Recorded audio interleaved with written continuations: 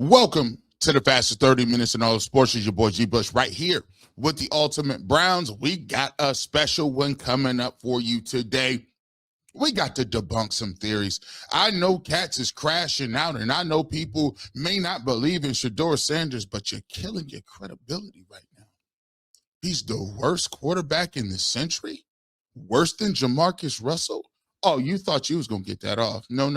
We're not going to do it inflammatory style. We're going to break it down, and we're going to get to the nitty gritty. And I'm going to put an end to all of these people that thinks they can just statistic their way through life and not give them context. We'll tell you why these statistics be lying, give you scientific proof about them, and we'll break it all down on the fastest 30 minutes in all the sports. You know what it is. Your boy G Bush, psychedelic on the Ultimate Browns.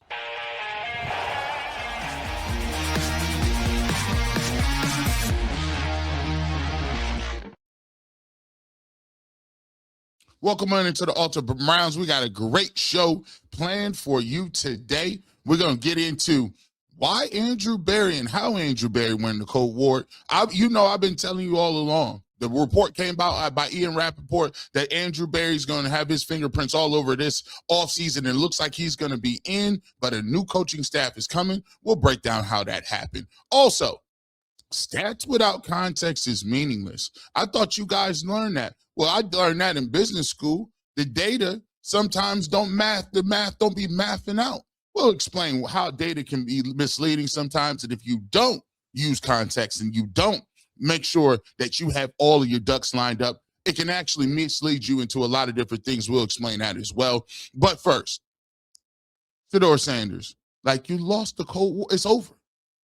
Shedeur Sanders has shown you plenty enough to say that he's going to be a franchise quarterback, but we continue each and every week to move these goalposts, and we'll talk about the specifics and debunk them one by one, because I got some time this morning. But before we get to any of that, we want to say this episode is brought to you by the Cleveland Charge. Experience Charge basketball at Public Hall this season. The Cleveland Charge, the NBA G League affiliate of the Cleveland Cavaliers, are back in action for the 5th season in Cleveland. Charge alumni like Dean Wade and Sam Merrill, and two-way players like Naquan Tomlin and Luke Travers show that the NBA G League is the home of the future stars of the NBA. Join the Charge for the backyard basketball night presented by True North Convenience Store on Saturday, December 27th at 7 p.m. The Charge will take the court at Mighty Melonheads, and the first 1,500 fans receive a Pablo Sanchez bobblehead. Tickets are now on sale at clevelandcharge.com. Well, let's get into the situation. We ain't got much time, and we ain't going to waste no time right here on the Ultimate Browns. We had a very spirited debate. A very spirited debate on the UCSS panel the other day. Myself, Jay Crawford, Adam the Bull, Jason Lloyd. We talked about what grades will we give Shedeur Sanders in his effort. And, usually when you come in and you have these conversations, some person has a grade. Some people might have a little bit lower grade than you. Some people might have a little bit higher grade than you. But today was very interesting because it seemed like the energy in the room was off a little bit. Not only was the energy and the grades off, we had the bombshell news that due to EPA, the end-all be-all, the Wizard of Oz, EPA, came out and let it be known that Shedeur Sanders is the worst quarterback in the modern era in a century. Worse than Jamarcus Russell. Worse than Johnny Manziel. Worse than Deshaun Kaiser and Charlie Fry. No. If you thought Brady Quinn was bad, nah, it wasn't that. If you thought Colt McCoy was mid, no, there's been no other mids besides. If you thought Brandon Weeden was ridiculous, or Jake Delhomme, or Josh McCown, or Austin Davis, you're mistaken, because none of those guys played worse. Nobody has played worse, even Dylan Gabriel, than one Shedeur Sanders. None of the metrics show it. None of them. I sat there in disbelief. I sat there in disbelief. I said, what? He's the worst quarterback ever? Forever, ever? Forever, ever? I get it, guys. You lost the race. People put their money behind Kevin Stefanski, and that didn't work. I told you what Kevin Stefanski, what was coming to Kevin Stefanski, and maybe, people a little hurt by that. I understand sometimes you believe in people, and they don't get it done, and they got to move on. Hey, I even had to move on from Imani Bates. Shout out to Imani Bates, by the way. But why the crash out, fellas? Just because the coach isn't going to be here anymore. Why are we running around crashing out, saying patently false things about a dude who just threw for the most yards? See, the funny thing about statistics is we can make these statistics say whatever we want to. But sometimes when you jump off the roof without the parachute, you make yourself look wild and crazy. So when Shedeur Sanders was the first quarterback to throw for over 350 yards besides Joe Burrow, 3 touchdowns, 1 running touchdown, I think that was a statistic too, right? But what we've done is we'll tell you that don't count. And let me just give you a little something. I used to debate. I used to be on the debate team. Just because you try to change the subject real quick don't mean that you're right. Jay-Z once said, just because you don't understand them don't mean that you're nice. Just means you don't understand all that BS that he writes. Is it Uchi Wally Wally or is it one Mike? Is it black girl lost or shorty owe you for ice? I've been real all my life, but you confuse it with deceit. Oh, listen, we're rapping early. You come up with this literal EPA stat. What is the stat? Oh, it's a new one. It's a very new stat that it's a stat that's just come around that dictates and lets everybody know that that this is encompassing of everything. And the names at the top are the names that you would notice at the top that should be there. And the names at the bottom are the ones at the bottom that you don't. Listen, first and foremost, rule number 1 is if you want to come to the battle, if you want to come to the battle, please have your facts straight. If you're going to have EPA, don't come in there off the phone. What I need you to do is have it written down so that we can explain to the audience, because you said something that was very, very, very over the top. So for over the top information, I need over the top instructions. I need you to understand, break it down, know it in and out.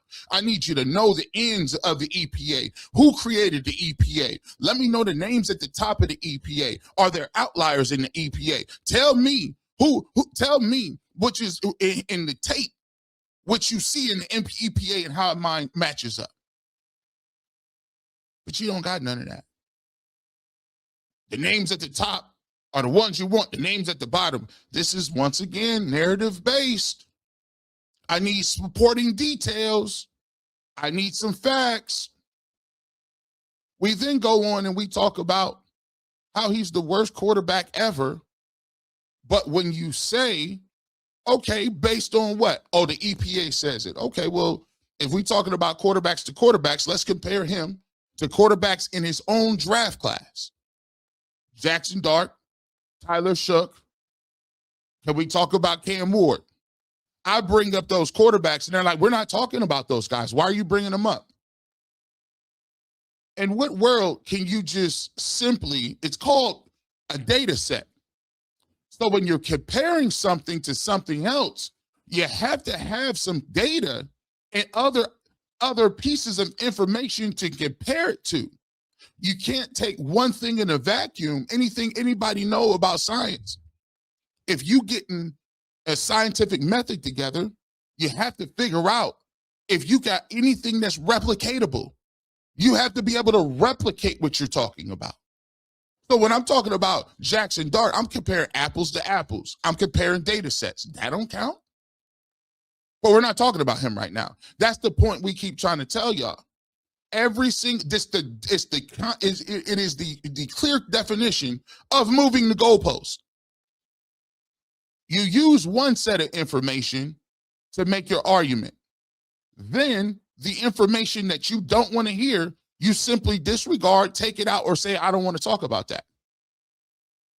We sat there and had an argument, a conversation, and the conversation was about whether or not Shedeur Sanders had the ability to become a viable franchise quarterback.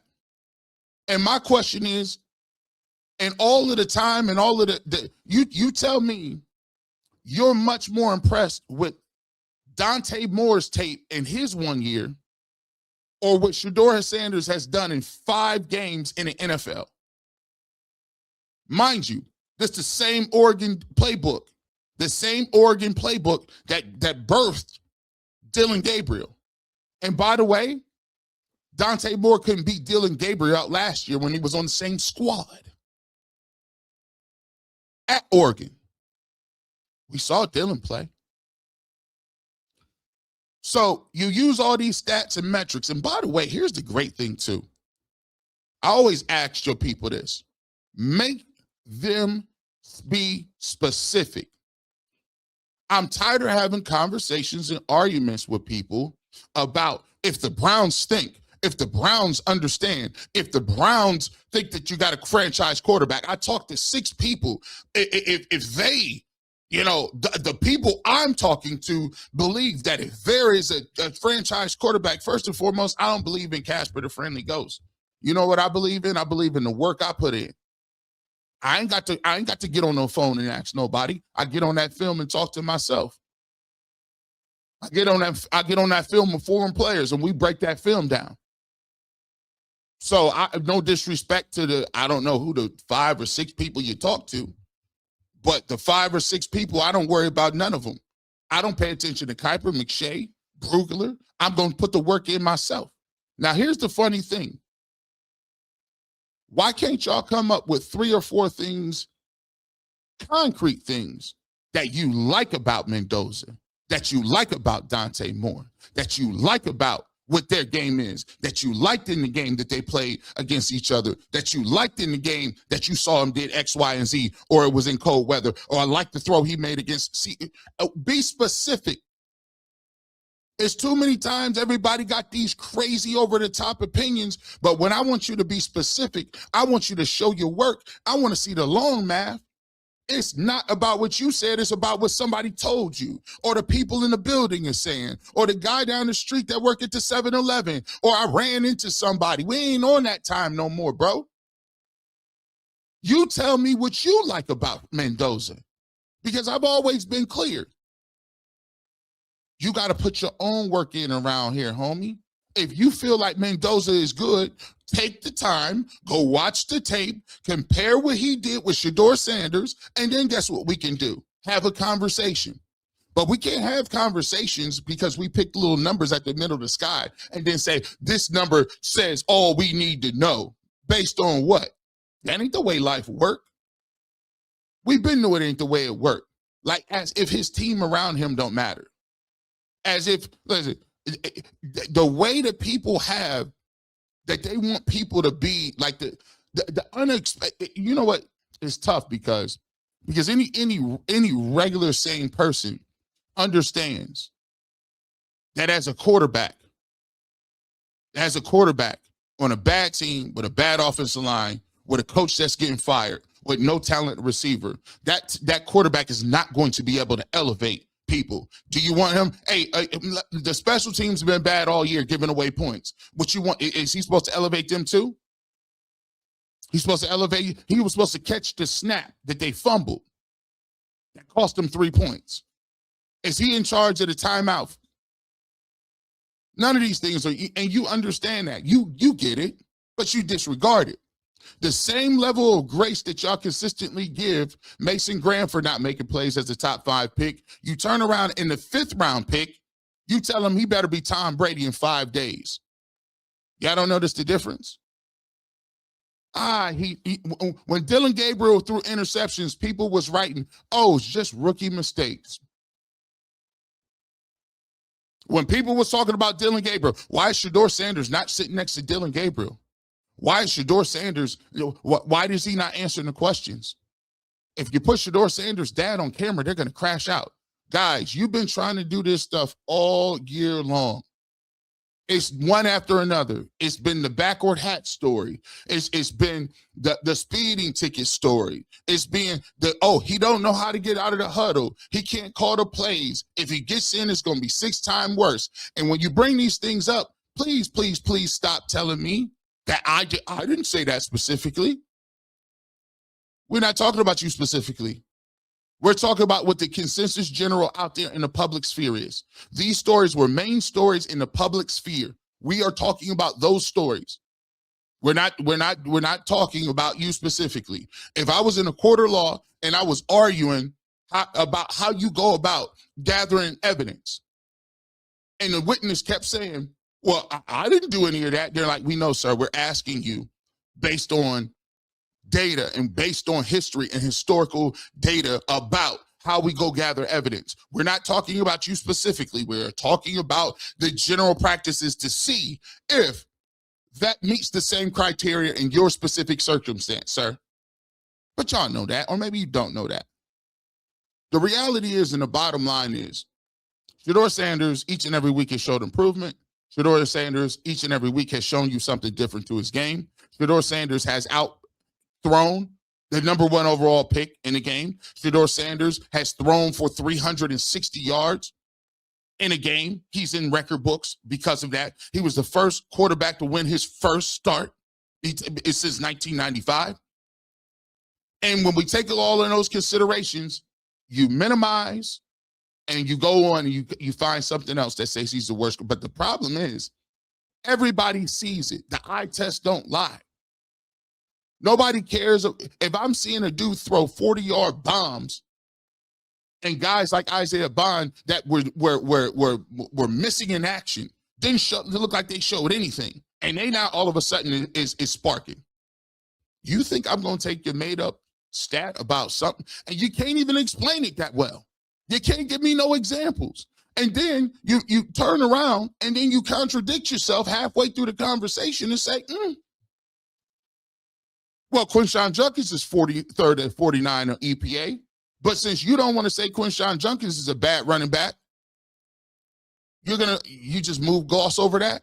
Well, that would show me that Quinshon Judkins could be a good running back, and a quarterback could be a solid quarterback in Shedeur Sanders. But just so happens that the Browns play with a terrible offensive line, and that affects the run game and the pass game, wouldn't you think?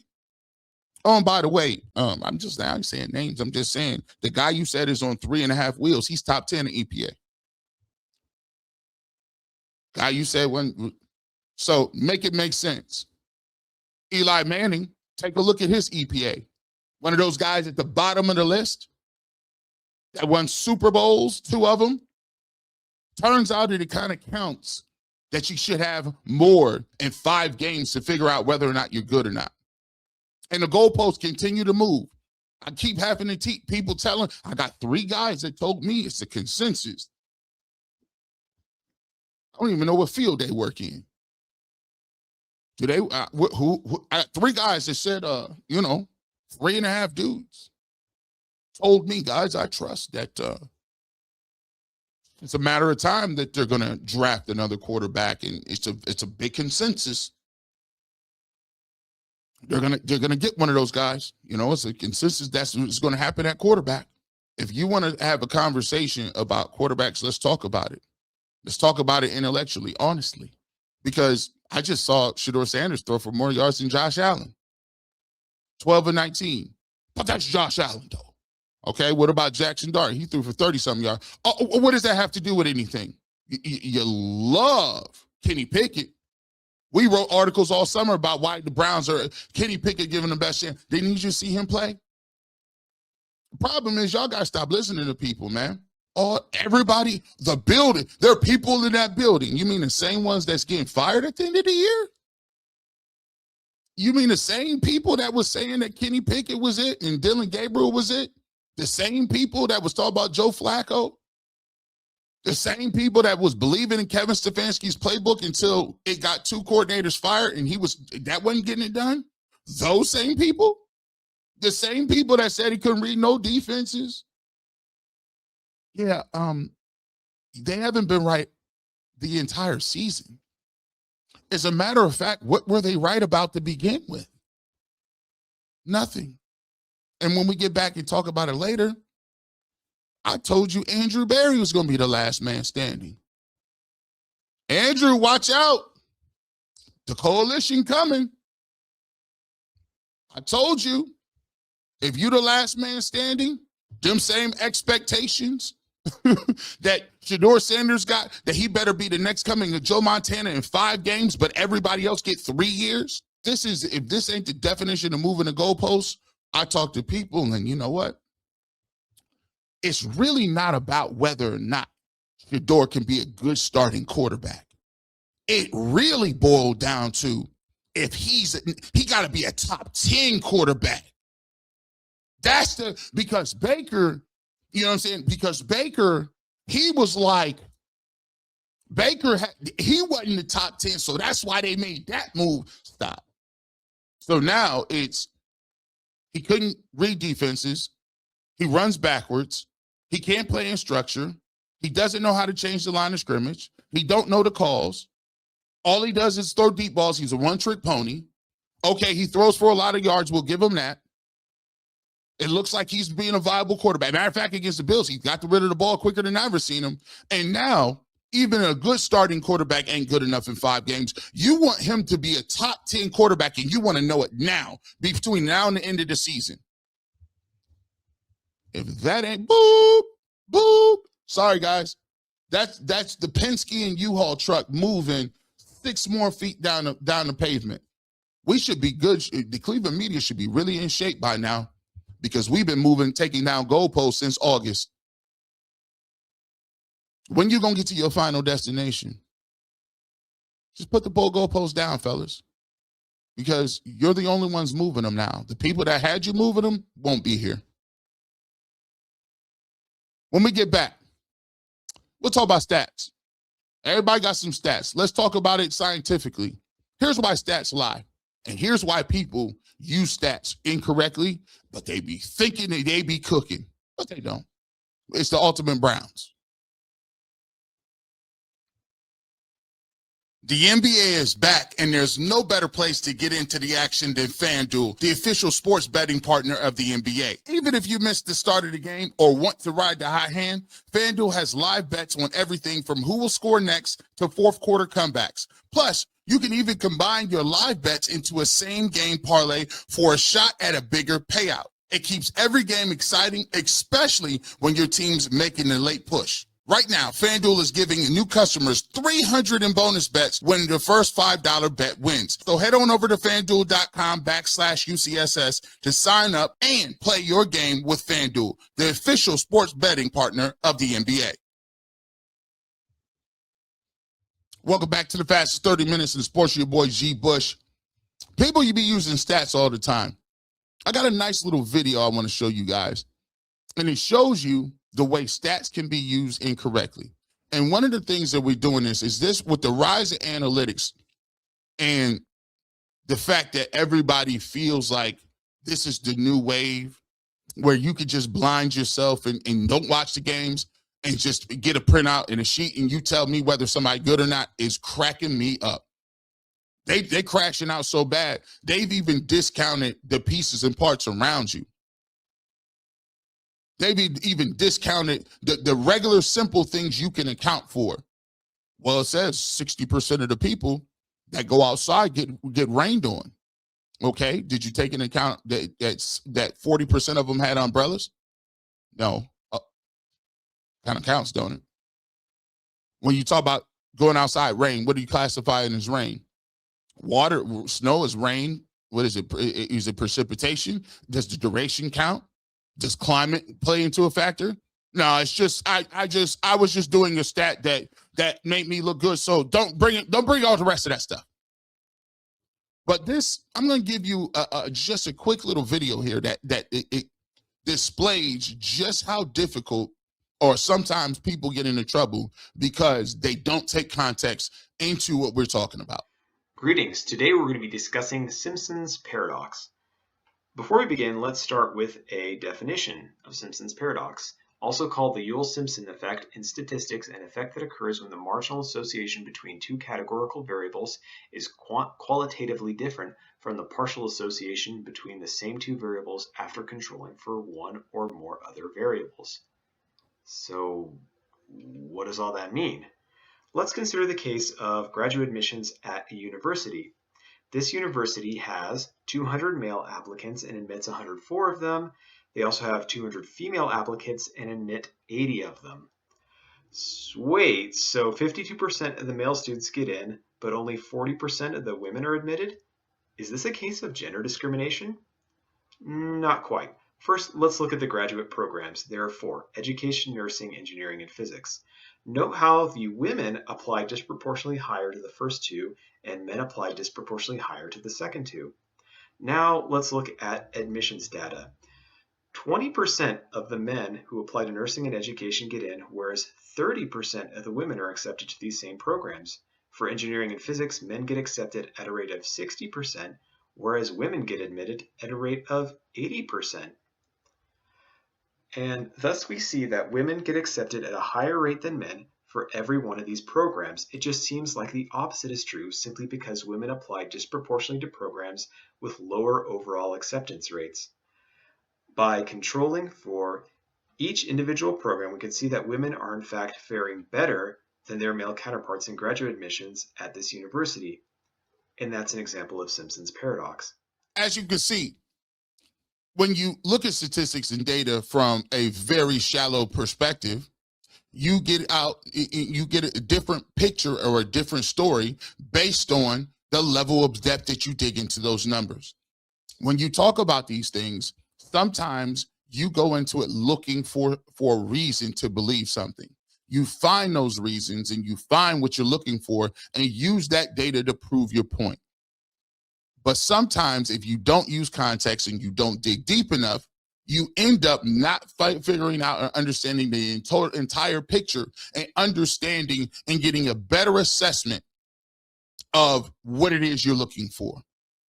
There is no stat that is going to tell you that Shedeur Sanders is the worst quarterback ever, even with Jamarcus Russell. If you're looking for that stat, it's going to be very difficult to find. And even if you do find a sliver of that information, it's going to be very difficult for you to add that and use that with context to prove your point. Case in point, if you want to say you want to look at quarterbacks as a whole, before saying that you are looking at quarterbacks, just take it in consideration. Go with rookie quarterbacks, right, in their first year.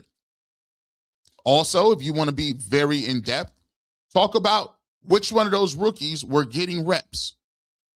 How many reps did they take? Were they taking first team reps prior to them starting?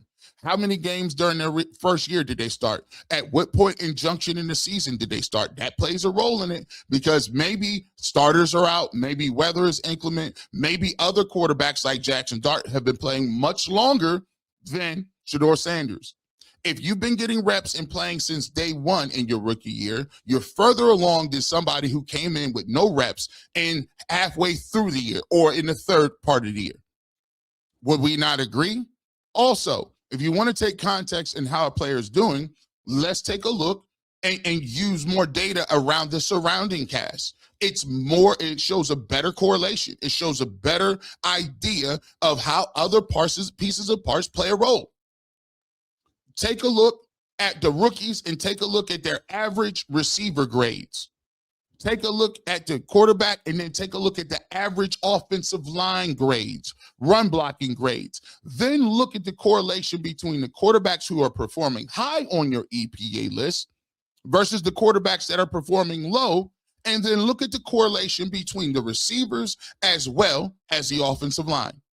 Do you find a correlation between the receivers and the offensive line that have higher grades with the quarterbacks that are playing well? Do you find a better chance that a quarterback plays better the longer he gets? Also, you might not even be, you might have to throw this out because you're trying to extrapolate some idea off of 5 games.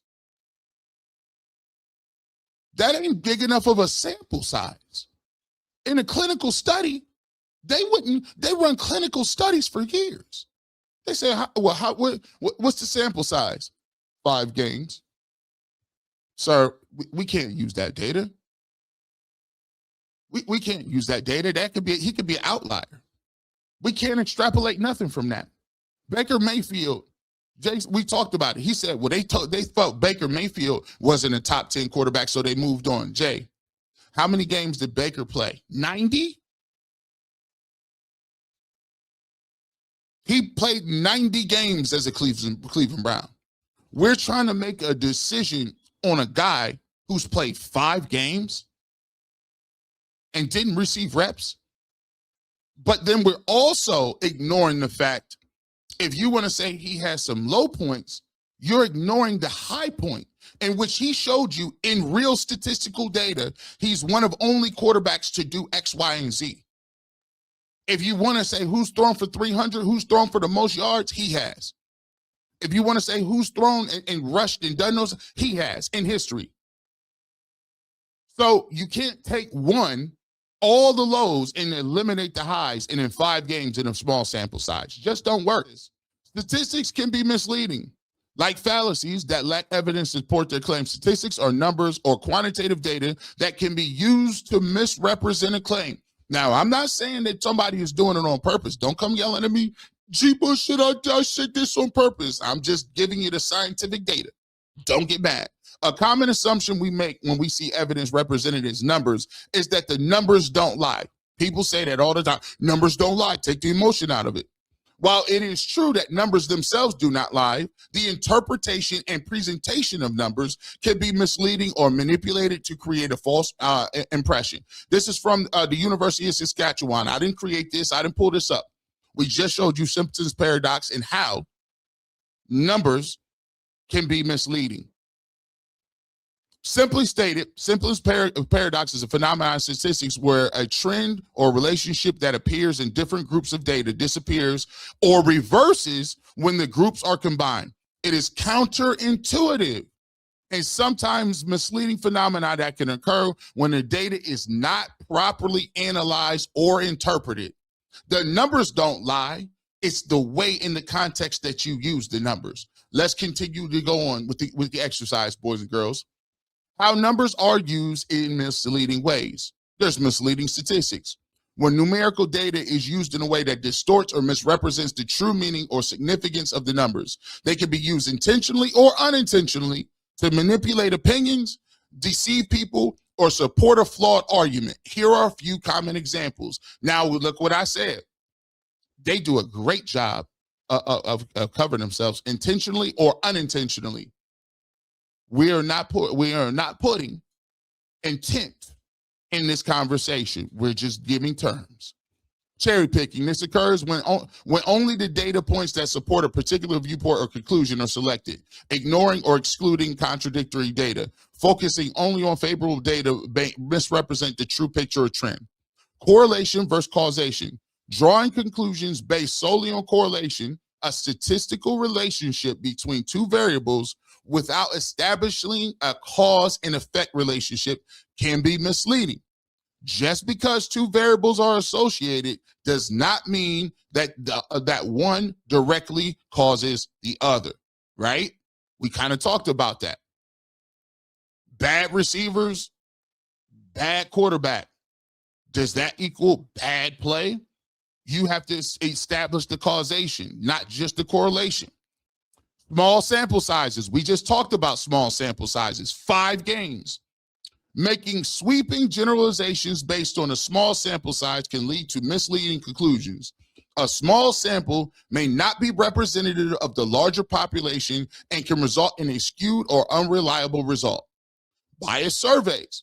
Surveys can be manipulated through leading questions. I always tell people, I know 3 guys, but I trust them. Well, I don't know who these guys is, and I don't know what kind of surveys they taking. Bias samples methods or selective reporting of results to achieve a desired outcome. If a survey is not conducted in a fair, unbiased manner, the statistics derived from it can be misleading. Percentages without context. Presenting percentages without providing the relevant context can lead to misleading interpretations. For example, stating that a company's profits increased by 50% may seem impressive, but if the starting point was very low, that increase may not be that significant. Cumulative probabilities. Misleading statistics can arise from misinterpreting cumulative probabilities. For instance, assuming that if a certain event has a 1 in 10 chance of occurring, it will definitely happen after 10 attempts. Each attempt retains the same probability regardless of the previous outcomes. We had an argument about this. The Browns since since 99 have only drafted 2 quarterbacks in the top 10. So if they want to continue this trend, they have to make sure that they draft quarterbacks in the top 10 again, because the more times you do it, the luckier you'll get. No, the probability of you hitting a franchise quarterback is still the same if you take one every single year. The probability is still low. It doesn't mean the more times I do it, the more likely I am to do it. The more times you play the lottery does not mean the more times you got a better chance of winning. Key takeaways. It's important to critically evaluate statistical information, consider the methodology, and you got to be able to explain the methodology so that we can understand how you're getting these numbers, and look for additional context, like watching the games, like looking at other data, maybe checking PFF, maybe talking to scouts. Maybe a cumulative effect can give you more context to avoid falling prey to misleading statistics. And there we have it, boys and girls. Please do your homework. Please do your homework and put that work in so you can have a total picture, and even you can be a firefighter. Shout out to the firefighters, by the way, all the first responders. Coming up next, Andrew Berry won the Cold War. We'll tell you how he did it. Coming up here on the Ultimate Browns. Car shopping should feel exciting, not confusing, and with CarGurus, you get the confidence you deserve. They cut through all the noise so you can actually see the best deals on the cars you want, because when it comes to a big purchase, you deserve the best deal. And CarGurus makes the whole process simple by giving you real information, real deal ratings, and more listings than anybody else, so you can shop the way you want. CarGurus connects you with trusted dealerships for a transparent and hassle-free buying process. With over 4 million listings of most of the major online automotive marketplace, you'll always find the best deal. Shop the way you want with the tools, data, and unbiased deal ratings that make it easy. Buy or sell your car today at CarGurus.com. That's CarGurus.com. CarGurus.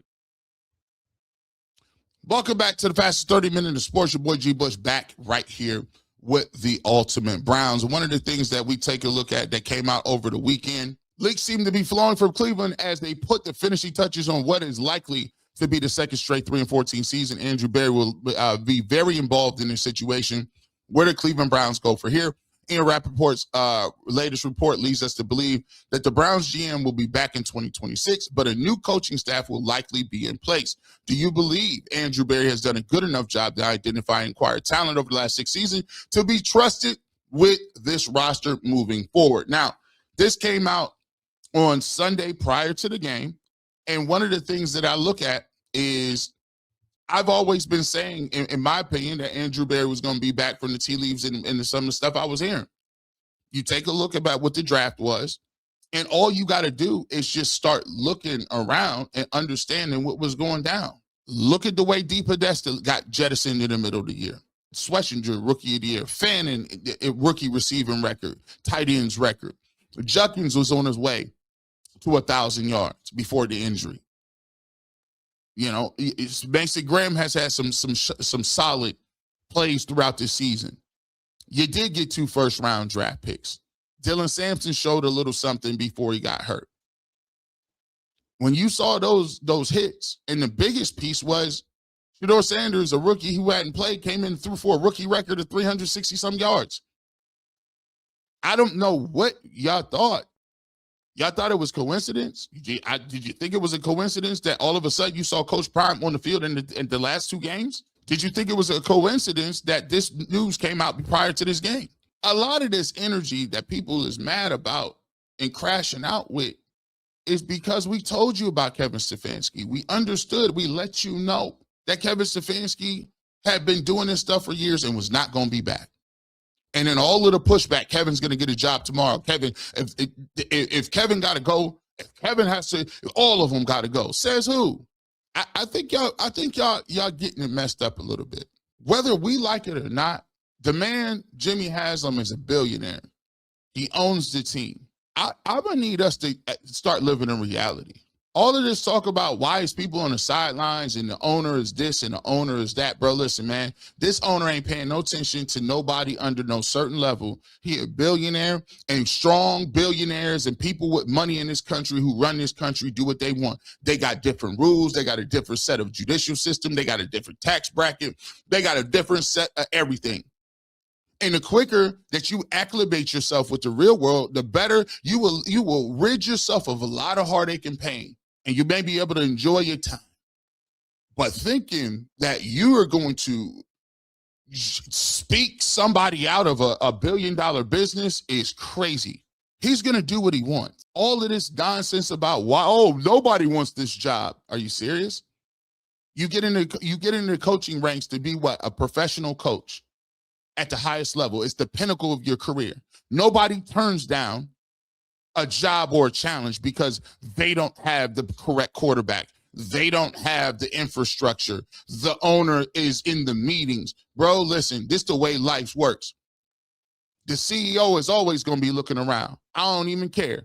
Let the CEO sit on my podcast. I'm up to cook. Yeah, we ain't got everything perfect. No job is perfect, but I think I got the tools to make everything different. Yeah, you know what? The last coach didn't have a good relationship with the quarterback, but what that got to do with me? I'm me. I'm G. Bush. I'm him. I'm coach. My job is to get the most out of the people. And if you scared away because you don't got a quarterback, or it ain't the best position in the world, or it ain't the most rosy position where you can come in and skate and be a steak eater and not do your job and motivate, we don't want you in the roster anyway. We don't want you as our head coach. We don't want you in our locker rooms. It's too many coaches and too many people in the front office being steak eaters as it is. We don't want y'all sitting around not coming up with good game plans. We tired of seeing everybody else's plays look different on the sidelines on the next game in the 4 o'clock game. Where's your playbook? Where's your motivation? We tired of seeing the special teams look a certain way. We are tired of that. We want somebody that's coming in to roll their sleeves up and get the job done and motivate and get us to the next level, not sit around and be carried and have people write articles as excuses for people and why it ain't their fault. You done wrote all these articles, everybody talking about in 5 games. How is it that in 5 games you got all this extraness for a quarterback that's a rookie that wasn't even playing, but you got 6 years of excuses and you still talking about why you like the coach? Every week it's a different timeout. Every week it's a different thing. You bang on that drum for people who you don't care for, and you love and you rub people's backs for the people you do. And it's time out for it.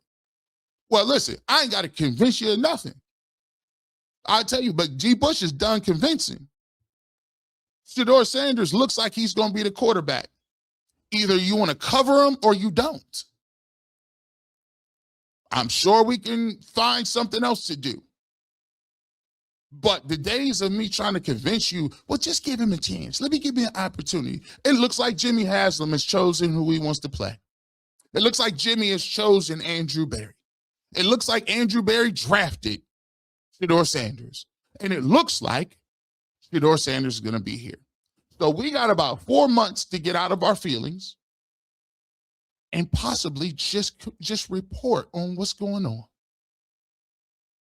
Because believe it or not, the writing's on the wall. And if you just figure it out and get around the guy, you realize maybe it ain't all that bad. It's okay to say you were wrong. And it's okay to just report on what you see.